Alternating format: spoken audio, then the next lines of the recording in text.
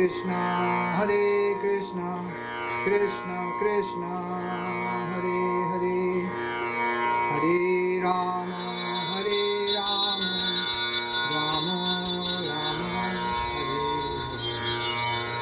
Hare. Jaya Jaya Jagannath, Mega Shama Varna, Gopi Jana Balava, Madhava Abhina. All glories to Lord Jagannath, whose complexion is that of a dark rain cloud, and who is Lord Krishna himself. This is the first verse of the Sri Jagannath Swami and Sri Gaur Gadadhar Mahamangalarti song that we sing here in this ashram. So today is called Pushya Abhishek, sometimes confused with Pushpa Abhishek. Pushpa means flowers, but Pushya is an astronomical and astronomical configuration of the planets and stars. It is also a Purnima. Don't ask me where all the stars are, but they're in a particular order, and this day is very auspicious in our ancient Vedic culture. Particularly, Lord Rama was coronated king of Ayodhya on this day.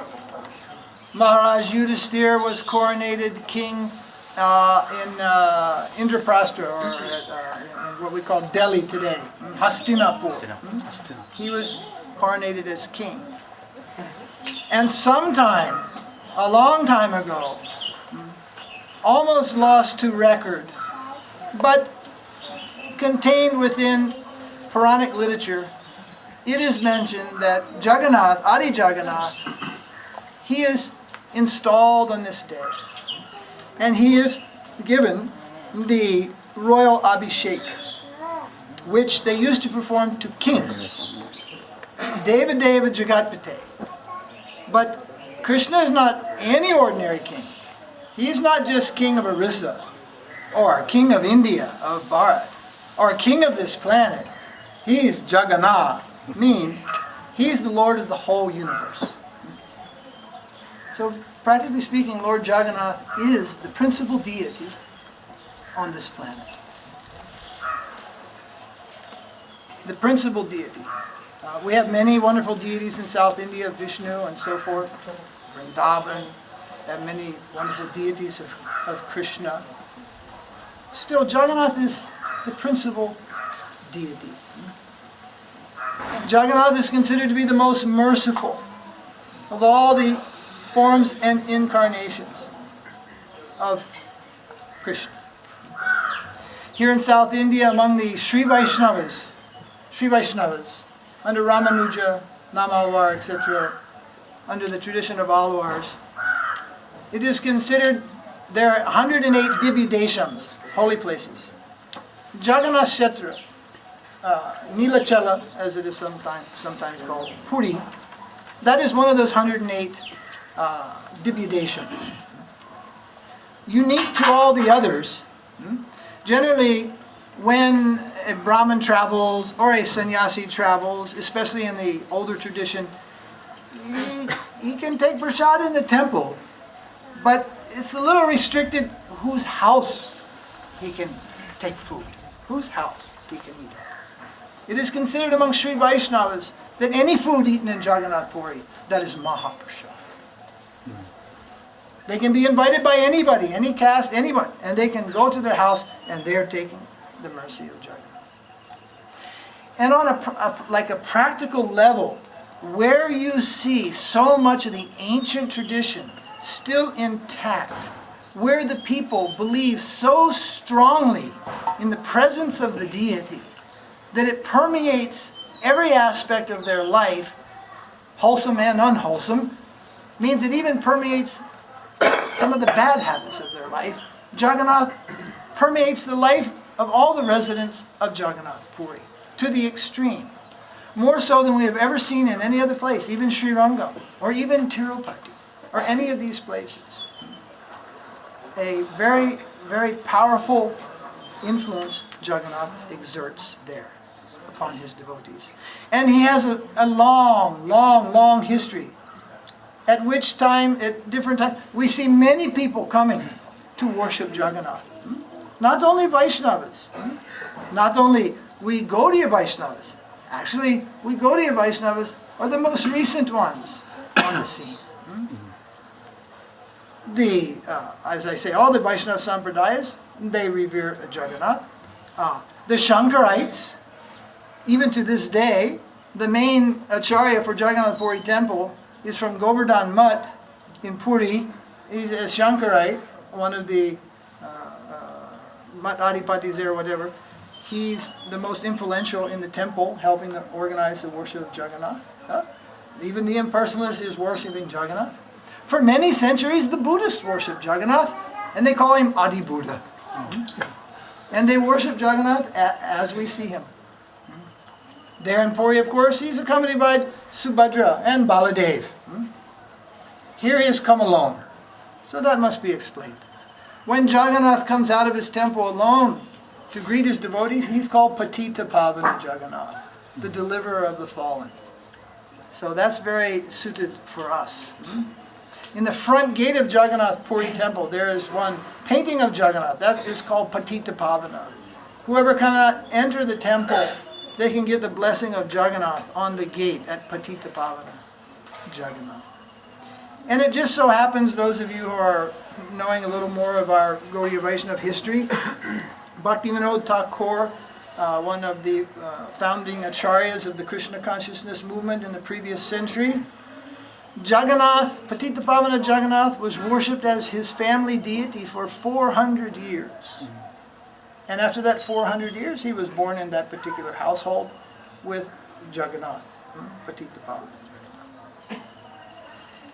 Then, Jagannath sometimes appears with Gaur Gadadhar. We will come to explain that. Now it's Jagannath and Sri Sri Gaur Gadadhar, not Gaur Nitai or any other arrangement of that type, but Jagannath with Gaur Gadadhar. We will mention something about that before going on. So many different cultural traditions, religious traditions, they have worshipped Jagannath throughout the ages. And this is only befitting, it's true to his position, he's Lord of the universe. So whatever his subjects have to offer, Jagannath, he accepts that. He accepted the worship of the Buddhists for several centuries. They are called Gnostics, antagonists, atheists. He accepted them. And in fact, he is Adi Buddha. Buddha is an incarnation of Vishnu. Jagannath, he is actually Adi Buddha. He has accepted worship from all classes of his devotees. And he bears the symbols of Narayan in his hand. Shank and Chakra, it is there on this side. Shank, this side, Chakra is there. So most people consider that he is Narayan or Vishnu. But we Gaudiyas, we consider that he is Krishna. In Dwarka, when Krishna is in touch in Dwarka with his most inner self, he remembers Vrindavan. He remembers who I am, where I belong. And when he remembers this, because in Dwarka, Krishna has Shank and Chakra. He has the emblems of Vishnu, of Vaikuntha in Dwarka. But when he remembers his earlier years, when he was in Vrindavan, this is called when he gets in touch with his deeper self. Then Krishna in Dwarka remembers who he is, and he enters a particular mood or bhava, and he takes this form. His eyes become huge, his eyes become giant, his arms stiffen and raise up with the Shank and Chakra in his hand, and he cannot move. He becomes frozen. So we Gaudiyas say, yes, but actually he is Krishna himself. And he is Krishna himself in a most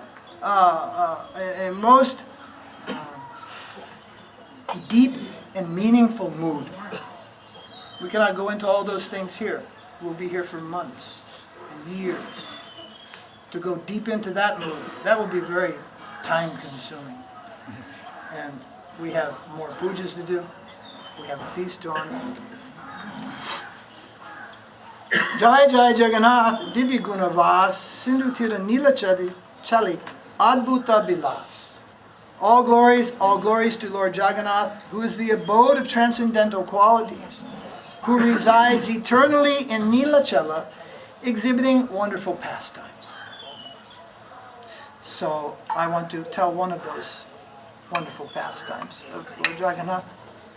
I heard this from my Guru Dev, Shiksha Guru, Srila Sridhar Dev Goswami Maharaj. And he mentioned it is contained in a book. I don't know if all the stories in that book may be true. There are many stories about many temples. In Vrindavan, there are many stories, there are many things. How do we know which ones to believe? Because they are printed in a good book, a fancy book, maybe, maybe not. Well, we see who is the man of that book. We have our acharyas of notoriety. What they say, oh, we will accept that. But sometimes something comes from the anonymous. How do you know? Nobody knows. It's a song. It's a verse, something from scripture. Nobody knows really who wrote it. Then the tasting process is there. Those are the higher quality of devotees. They know. They can hear a story. For example, I was present when my Guru Dev was told a story about Balaji. I forget exactly which one, and it's one of the very popular ones that's printed in all the brochures. He listened to the story and then he said, a fancy fabrication. Because it crossed and mixed up rasa, the position of the devotee, the position of the Lord, everything got mumbo-jumbo there. But it was one of the better ones for collection. It raised more donation, but it wasn't true. Sometimes we call this Stala Purana. So we should, on one hand, just be careful of what we hear. And we try to hear from authorized sources. So Sridhar Maharaj, he liked this little story so much. I know it must be true. He could not like something of an illusion. He could not like something that was false. The quality of the story, it charmed his heart. And whether it's true in this universe, in another universe, in some universe, a bazillion universes before us, maybe. There is an eternal plane of Leela of the Lord and of His deities in some cases. It's going on eternally. Whether it ever happened in the Jagannath Puri that I've visited with all the rickshaws and all the shopkeepers, I don't know.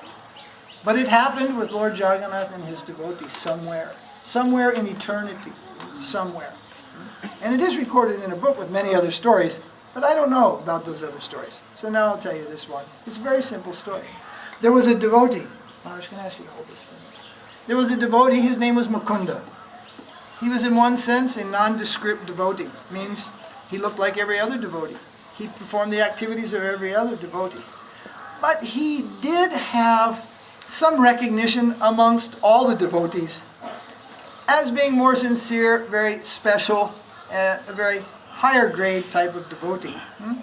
But mostly he couldn't be recognized by ordinary people. So maybe he was what we call Nirupati Vaishnava. Means he was just kind of merged in with everybody else. But people that had been around for a while, they knew who Mukunda was. So one night, in the middle of the night, Mukunda had a dream. Jagannath woke him from his dream and told him, meet me in front of the Simhadwara gate. And we have so many dreams. Many of them, we just would do well to just get up, chant Hare Krishna, and block them out of our minds. Sometimes we even have dreams about Krishna, which are simply dreams. And they have no meaning. They are the concoctions of our weak mind. Sometimes Krishna enters our dreams. And if he does, you can't go back to sleep. Sleep is ignorance.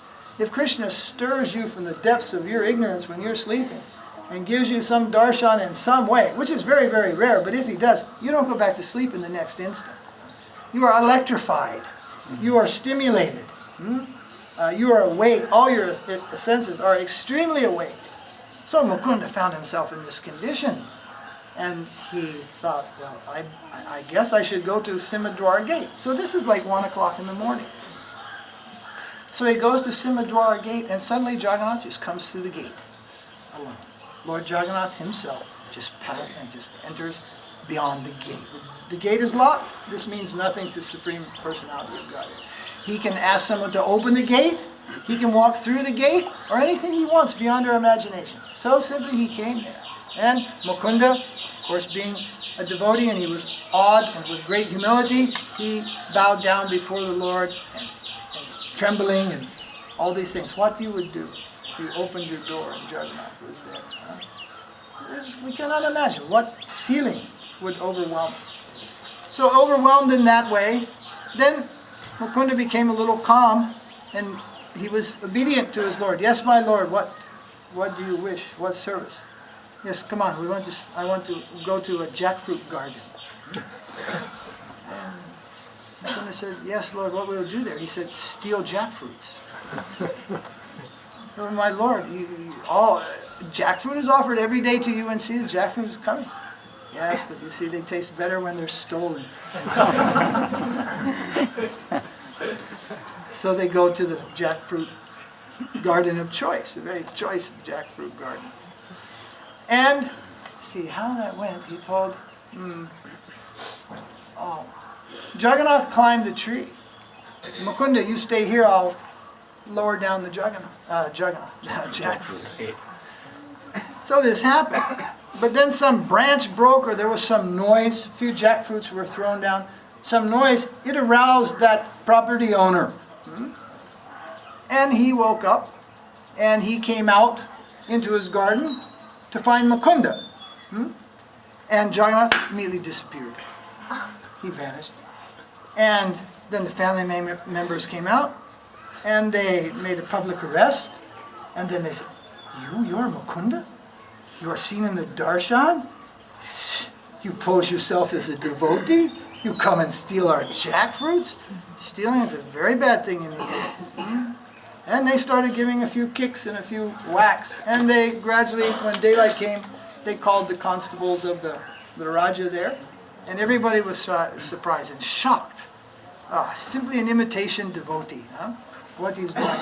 So on the scene, somebody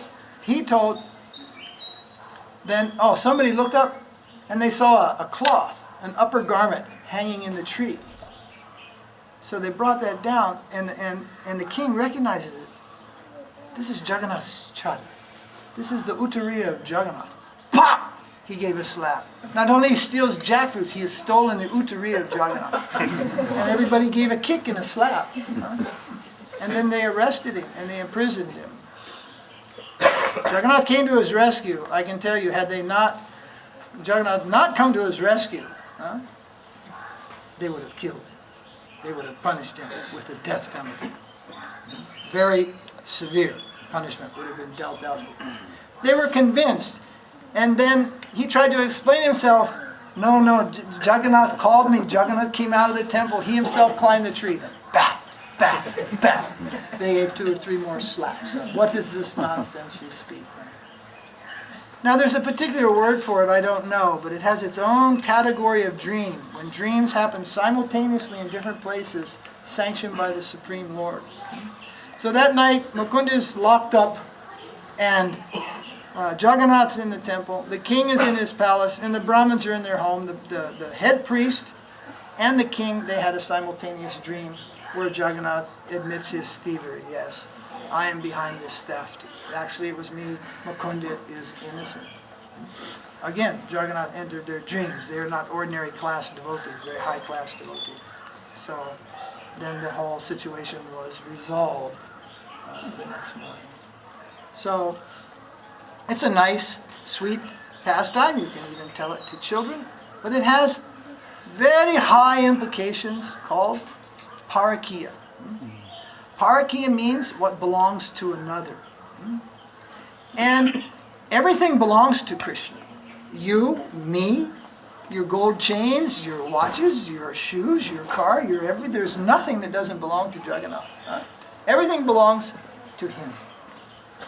But he likes to pretend it doesn't belong to him, so you can offer it to he allows you to offer what you think is yours. And sometimes when you're a little slow to do that, he takes it to the next level and he steals it. And especially, he is famous for doing this in Vrindavan. Very famous. But the point there is that Parakiya Ras is not only in our Madhurya Ras, it's there in all Ras. It's in Vatsalya Ras. It's in every play. Every realm of Krishna's activities will find a certain section. Even his eating, which is kind of a Shantaras, has a Parakiya sentiment by stealing the fruit. Vrindavan, he steals butter. He steals yogurt. He is, what is his name for thief? Makhanchur. I was thinking Ranchur. Makhanchur. So that is one of Jagannath's pastimes that he performs with his devotees at Nilachala.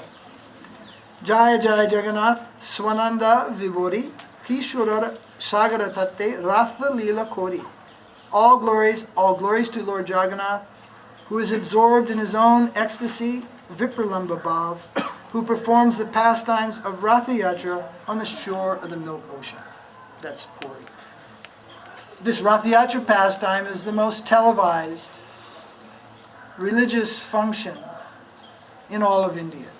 It's on the television every year on Ratha Yatra Day in July, and it is broadcast.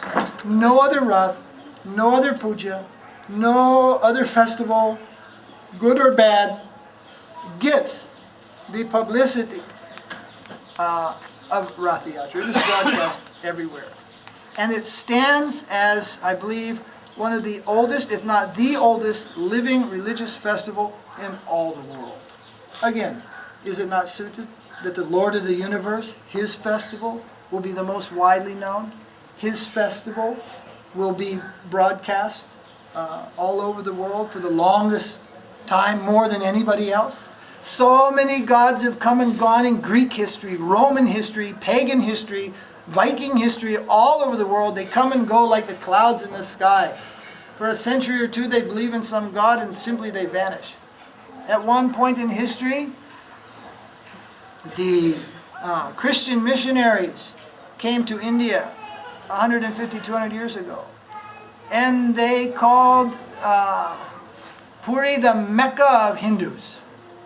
And they called Jagannath the great god of the Hindus.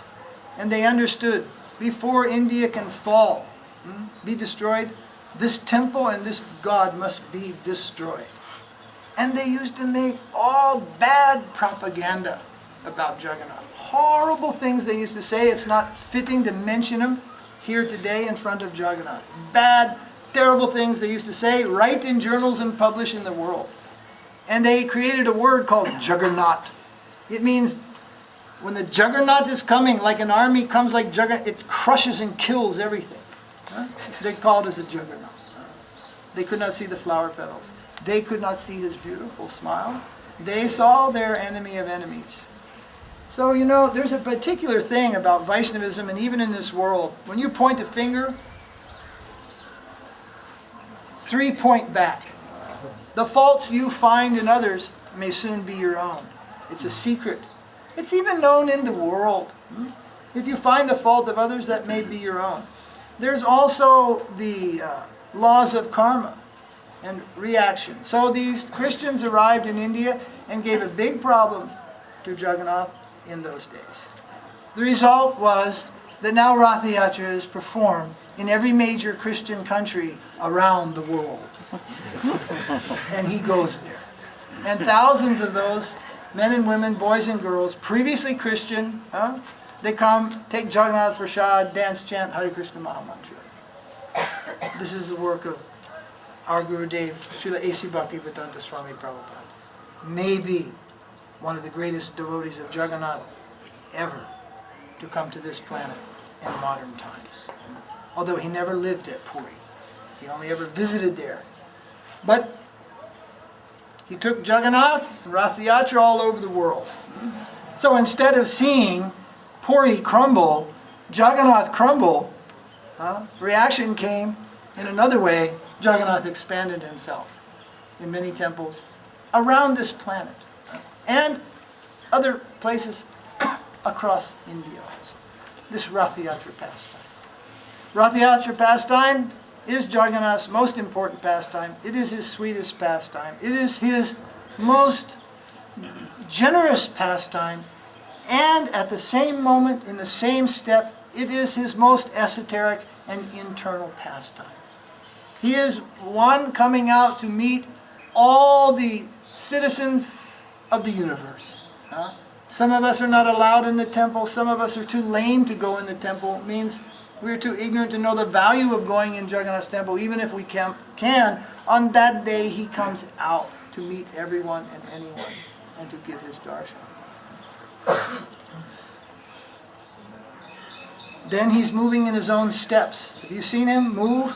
When he's moving, you look, and yes, he's moving like an intoxicated man. He's swaying to and fro and coming up and then going back. He's fully intoxicated, but not with any, what is it called, amrits or any kind of brewed beverage. No, he's intoxicated with the love of his devotees. He's swaying back and forth, and he's trying to reach with those large arms. He's trying to reach Vrindavan, and he moves out of the temple, and he comes onto his rath, and he moves to a place called Gundicha. And Gundicha means Vrindavan. On Rath Yatra day, there are, I don't know, 500,000 people there. Maybe a few handful of people there know actually where Jagannath is moving, what Jagannath is doing. In the time of Mahaprabhu, this became gradually revealed. What is the deepest meaning of Rath Yatra? It came out in that time, in the presence of Sri Caitanya Mahaprabhu.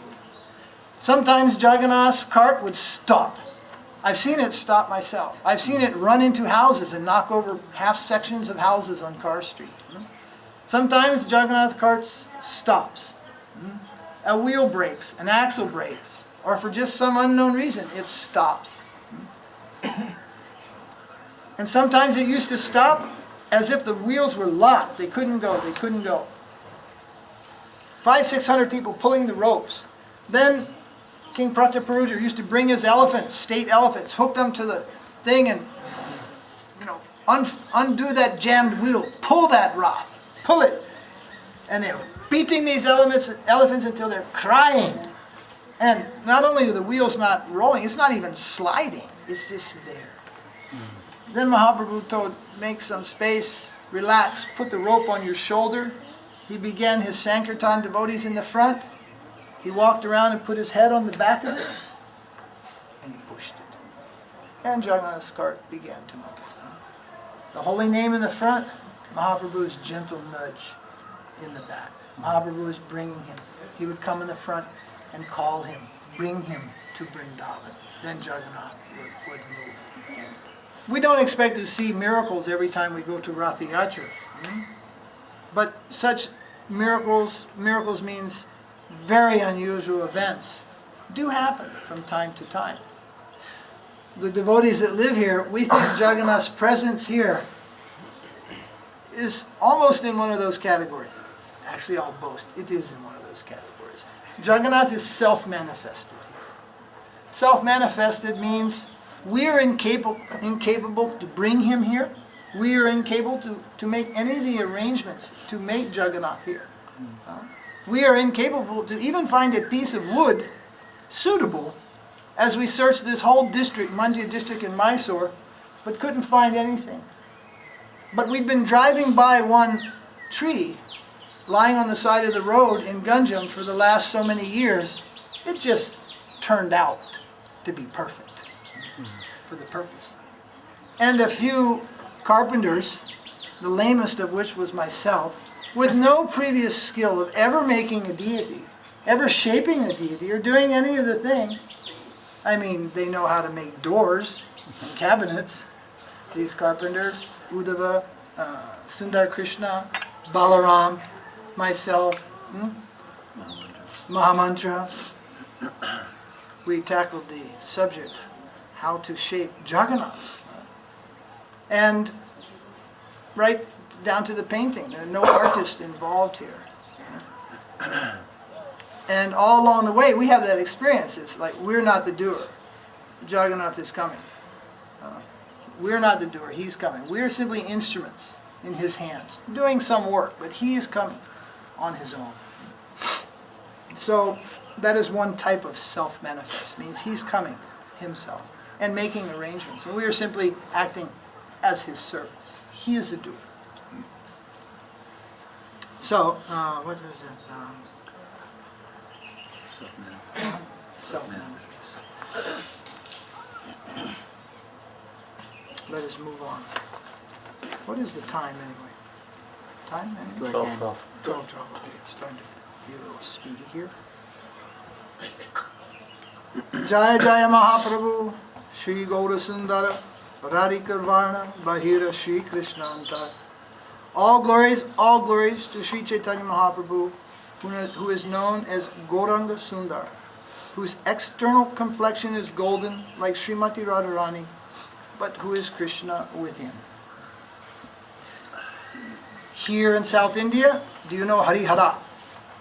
Harihara is a combination of Shiva and Vishnu.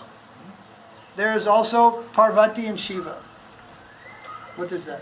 Ardhanarishwara. What is his name? Ardhanarishwara. Yes. Mahaprabhu Sri Chaitanya Radha Krishna Naiyanya. Mahaprabhu is Radha and Krishna combined, but in a different way than Harihara and Shiva and Parvati. In a different way. In a very profound way.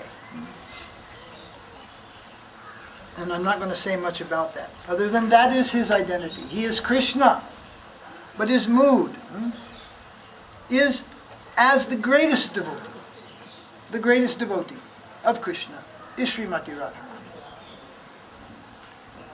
In the beginning of Krishna consciousness, I heard that Mahaprabhu, he is Krishna, and he's acting like a devotee. It took some years for it to sink in, so to speak. Which devotee? I hope he's not acting like me. Is he acting like you? Krishna comes to act like a devotee. Which devotee? Which caliber of devotee? What type of what devotee? It is mentioned that in the daytime Mahaprabhu used to act like an ordinary human being. He would do Sankirtan for 5 or 6 hours and go to Jagannatha. That's the business of an ordinary human being, to perform Yuga Dharma. In the evening, in his room at Gambhira, he used to exhibit wonderful pastimes beyond the imagination of anyone. This morning, there was some nice discussions about Shikshastakam, Mahaprabhu's prayers, instruction, particularly his first instruction of Nam Sankirtan. What sometimes escapes us is the recollection that Mahaprabhu didn't write that like in the beginning of his pastimes. Shikshastakam came out in the last 12 years when Mahaprabhu had cut himself off from the public and remained 24 hours a day absorbed in his deepest moods of transcendental love and separation, vipralambha. And from time to time, he would just utter these composed verses. Not just once, but again and again. From his deepest state of divine love, he would utter some instruction. That is called Shikshastakam. They are the only original 8 verses that Mahaprabhu ever wrote. His disciples have written libraries and libraries full of literatures to explain him, to explain actually the meaning of those 8 instructions. So from his highest experience, he gives us what is most beneficial, this Nam Sankirtan. It is considered the prime benediction for humanity at large. We cannot do a greater service to humanity. We cannot do our families more good or ourselves more good than simply chanting Hare Krishna, Krishna Krishna, Hare Hare, Hare Rama, Rama Hare Hare. That sound will take us from the grossest plane of materialism and misconception and transport us ultimately to Goloka Vrindavan, to the eternal pastimes of the Supreme Lord and His devotees. That mantra will do everything for us. That is Mahaprabhu's most magnanimous gift. Jai Jai Gadadhar Mahabhagavat Vrishabhanu Sutta Baba Duti Suvalita. All glories to Sri Gadadhar, who is the greatest devotee of Mahaprabhu, and who is the entire wealth of the feelings, sentiment, mood, and luster of Srimati Radharani, the king of King Vrishabhanu, the daughter of King Vrishabhanu. So, in our Gaudiya Vaishnavism, we have what is called Panchatattva. Panchatattva. That is Mahaprabhu appearing, Krishna himself, with his principal associates and energies. When you look at the Panchatattva, or a photo of Panchatattva, Mahaprabhu is in the center.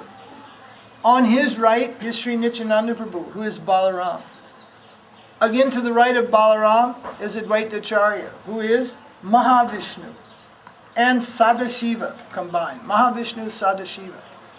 Then you look to the left of Mahaprabhu. First, there is Gadadhar. And after Gadadhar, to the left, if you're seeing this picture that I'm imagining in my mind, there is Srivas. Srivas is Narada Muni. Who is Gadadhar? Gadadhar is Radharani. The most esoteric member of the Panchatattva is Gadadhar. What is Gadadhar? Once devotees asked our Srila Puri Maharaj, Bhakti Pramod Puri Goswami Maharaj, why do you worship Jagannatha? Why do you worship Gadadhar, Gaur Gadadhar? He promptly said, because Baba, if you do not worship Gaur Gadadhar, you cannot understand Radha and Krishna. But we will say, but I know Radha and Krishna. But what we know about Radha and Krishna? We are filled with so many misconceptions. What is Radha and Krishna? To really understand what they are doesn't mean just to know, here's a place called Vrindavan.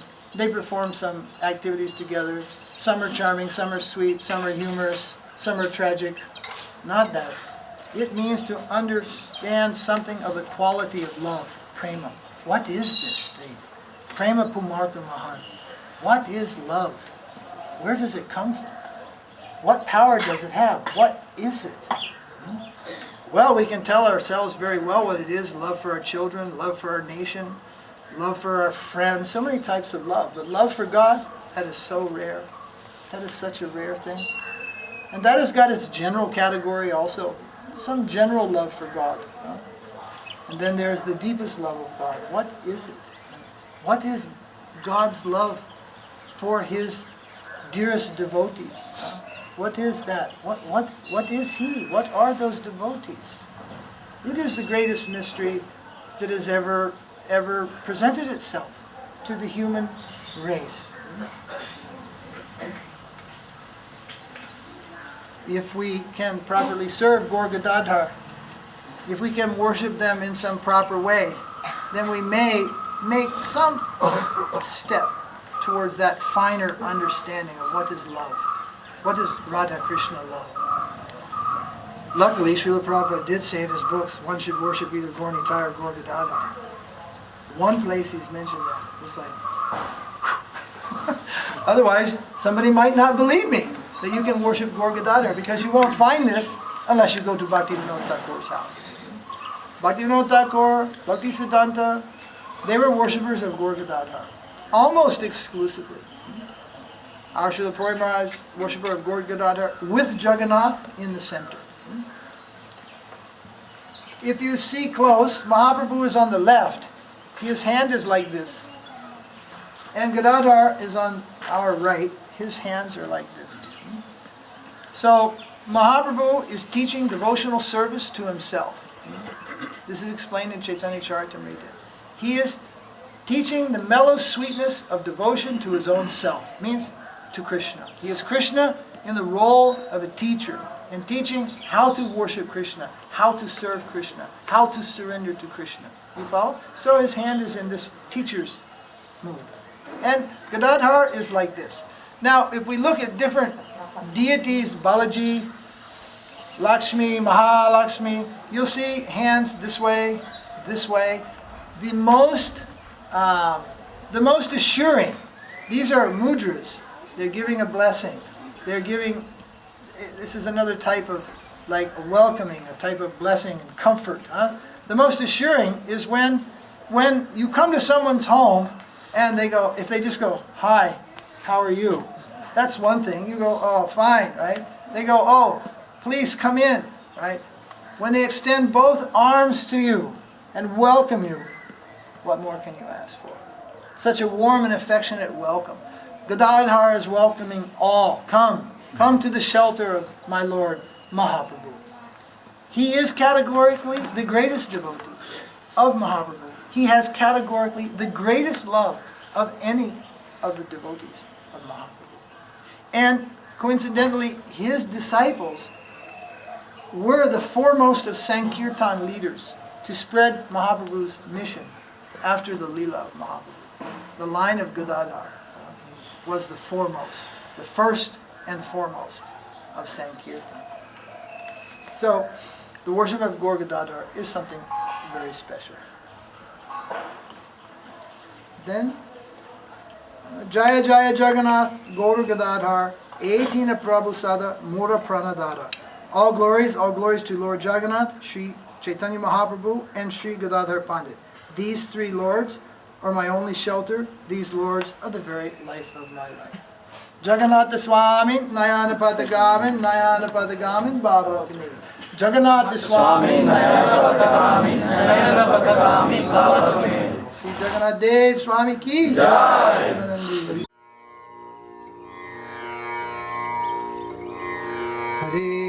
Hare Krishna, Krishna Krishna, Hare